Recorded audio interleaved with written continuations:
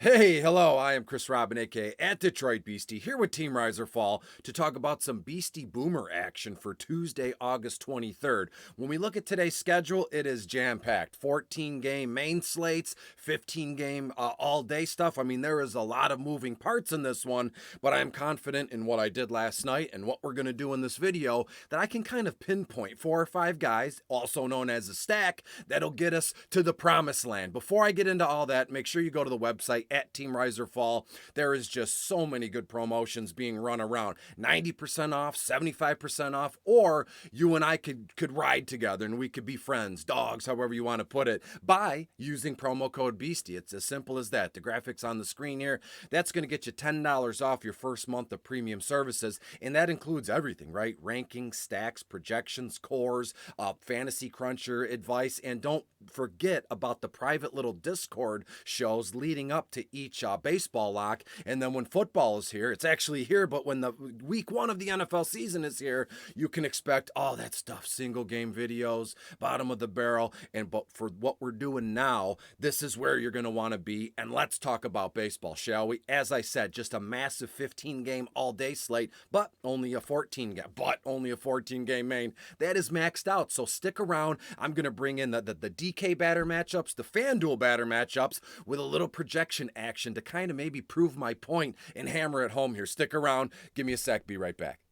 Hey, hello, and here we are. Welcome to the Study Hub as it stands in all its glory. Something driver's seat, and right here, join the Discord chat. It's all you got to do is click on it, and it is free. Obviously, a few premium options, but you know the deal when it comes to that. All right, enough with the nonsense. Just a massive slate of games here, and as you can see, shout out to CG. He updated this sucker at 7:30 this morning while most folks were in bed.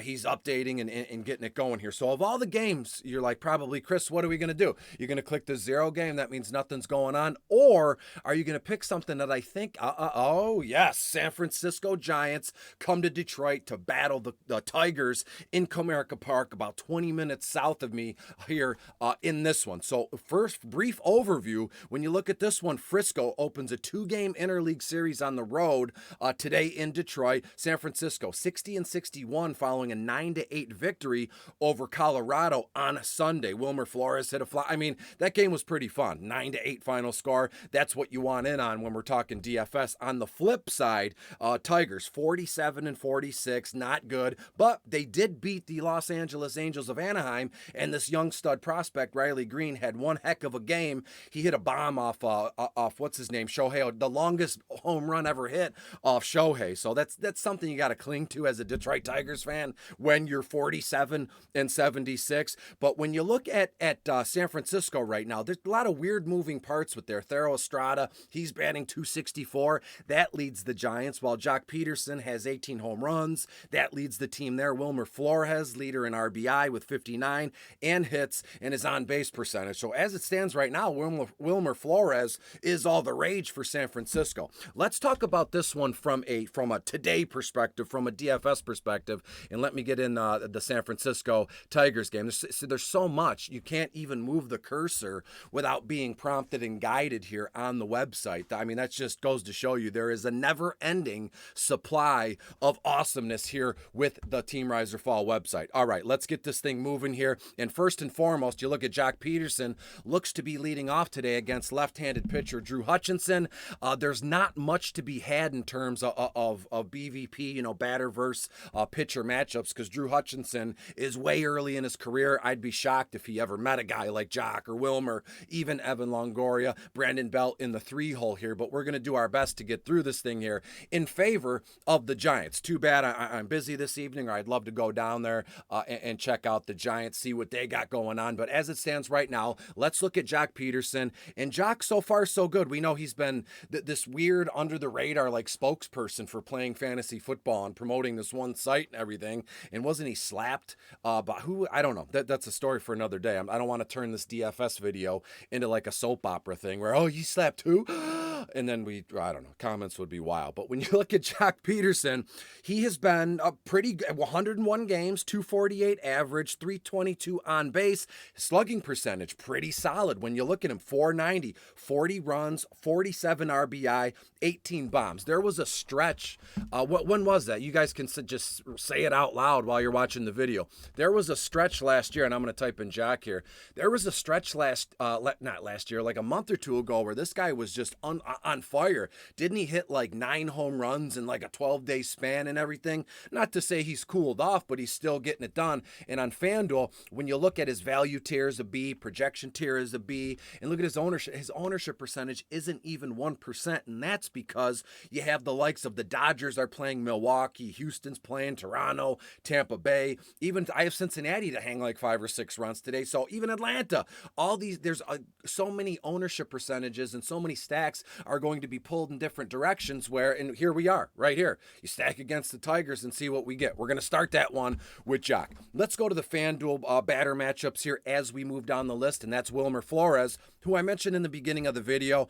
So far, so good at stats, and what you love about that, I mean, that's just old school, fantasy sports, multi-positional eligibility. Wilmer helps you out here. You already have a guy you want locked in at second base. That's cool. You could put Wilmer at third. You got a surefire stud lock at third base. That's cool. You could put Wilmer at second base. In the 2-hole here, when we go across, his rating, the only rating of the entire Frisco team that's worth anything is Jock, who we just mentioned. But we look at Wilmer, 46.16. That's not good. But look at his ownership percentage, 1.6%. That is good. We love to see that. And let's scroll over really quick. And I know in the article, in the Daily Stacks video, I'm able to dig in a little bit more. And I talk about WOBA and BVP, ISO, and stuff like that. And when you look at Wilmer Flores versus Drew Hutchinson, there's literally no data, however you want to put it, because Drew is like, 3-4 starts into his career. Frisco's an interleague, West Coast team. This is an interleague series. So we have just by, what we have in front of us now to kind of get by from that. Briefly, when we look at Wilmer Flores, 256 average, 448 slugging, 58 runs, 59 ribbies, 16 bombs, and 43 walks in comparison to 71 Ks. Got 0 steals. He doesn't steal bags too much, but what he makes up for that by getting on base. As I said, his on base percentage is a steady 338. Let's go back to FanDuel here as we go for the number 3 hitter, which I believe is Brandon Belt at first base. And again, on FanDuel, you can move a few things around. Not a lot of things. And look at Wilmer on FanDuel, 1B, 3B, 2B. I mean, you can move this guy all around. So right now, there's no excuse for not having Wilmer Flores in at least one lineup tonight. Even if it's in the utility spot, even if it's a one-off, that would be fine by me. When we look at Brandon Belt, left-handed batter against the righty and Drew Hutchinson, and we go across here, Brandon Belt, 51.09. There's a few things. The value is there. It's green, 3.56. The ownership percentage is beautiful. His projection tier is a C in comparison to his value tier, which is a B. So we look at Brandon Belt's projection tier is a C. Let's look at that and say why his ownership percentage is there. And Belt's been around the block, man. Him and Brandon Crawford there in that San Francisco lineup, like ride or die together. They've been in that lineup for a long time. So you look at his projection tier is a C. That's only because they got him projected at like 9.26.